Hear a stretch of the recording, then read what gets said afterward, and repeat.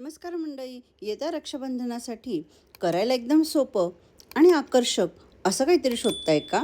तर मग ह्या मऊसूत तोंडात लगेच विरघळणाऱ्या ट्विन कलरच्या नारळ केशर वड्यांची रेसिपी खास तुमच्यासाठीच. खवलेलं नारळ घ्यायचं आहे, त्यामध्ये साखर मिक्स करायची, मिल्क पावडर थोडीशी, थोडीशी दुधावरची साय मिक्स करून ठेवलं की करायला एकदम सोपं. सहज साखर विरघळते ना.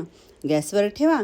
5 मिनिटामध्ये नारळ केशर वड्या ट्विन कलरच्या हलवाई स्टाईलने तयार. आणि यामध्ये तुम्हाला केशरवडी तयार झाली की नाही हे बघण्यासाठी ट्रिक्स पण सांगितल्या आहेत. त्यामुळे वडी बिघडण्याला चान्सच नाही. वा, किती सुंदर रंग दिसतोय नाही? खाली पांढरा शुभ्र रंग आणि त्यावरती केशराचा सुगंधित रंग, एकदम एक नंबर.